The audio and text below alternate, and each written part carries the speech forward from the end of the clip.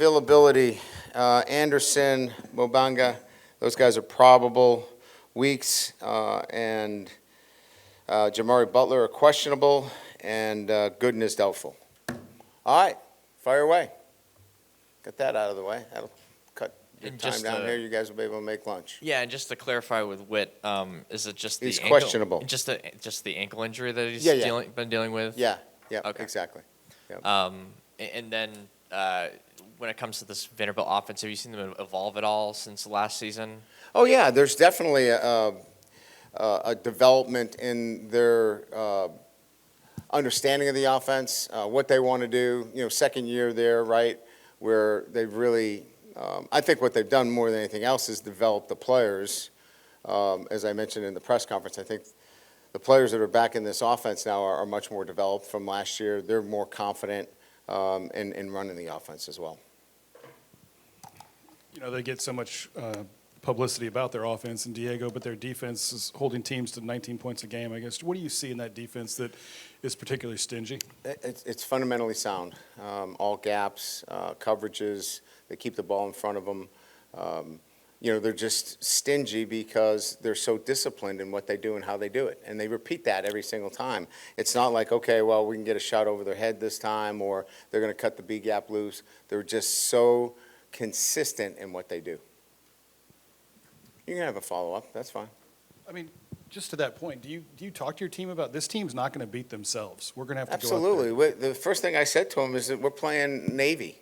You know, we're playing triple option. You have to do your job. If you don't do your job, they're going to rip off a big play. So, you know, this is matching our traits with our talent. Like, you can't go in there and say, I'm just going to out-talent Vanderbilt. They're going to beat you. If you go into the game and say, listen, we're going to follow our traits, our discipline, our detail, we're going to play smart, and then bring our talent, that now we're in a much better position. But if you go in there thinking, okay, you know, we've got better players, and I can argue that in some places they have better players than we do. But the point I'm making is you have to bring those traits to a team that plays so well together.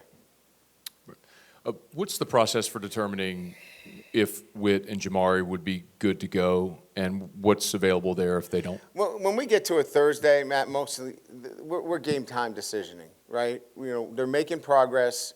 We're seeing that there's a chance that these guys could be ready on Saturday. So then like Aaron, we worked him out in pregame, and he was just okay. You know, he wasn't explosive. And I don't want to put a guy out on the field that can't help us. You know, we're not going to put him in that situation. So we think we've got a little bit more time. We're less than 48 hours out, but we feel like we want to wait until game time. And then obviously with Gooden being a little bit more doubtful than maybe the others, just who are some of the guys that you think could step into that role and help fill? Well, Mathis has done a really good job, right? He's been in a nice rotation there. You know, so I think you'll see him get involved a little bit more. And that gives us four, right? That gives us four guys inside where we feel like that's a pretty good rotation. Having been Clark Lee's boss and being very familiar with him, what has helped him to, or what traits have allowed him to do what he's done at Vanderbilt, which has obviously traditionally been difficult to do, to build a winning program? Yeah, it's a great question. So, you know, when you take over a program, right, and they took their lumps early on, it's easy to listen to the noise and go away from what your vision is for your program. Clark has never swayed from what the vision is that he had and the vision that he painted for everybody else there. And that's hard to do because you got so many people saying you should be doing this and why aren't you doing that and you can't win here. He's done an incredible job of avoiding the noise and staying steadfast in his beliefs as to what the vision is for his program. And it's a great lesson for other coaches. Look, at the end of the day, you have to be consistent at something. And his messaging, the way he wanted to build his program was consistent, and he's, you know, it's showing itself now. You talked earlier in the week about getting Berrien involved. Yes. You know, Nick, guys like that. How, as a staff, do you go about doing that?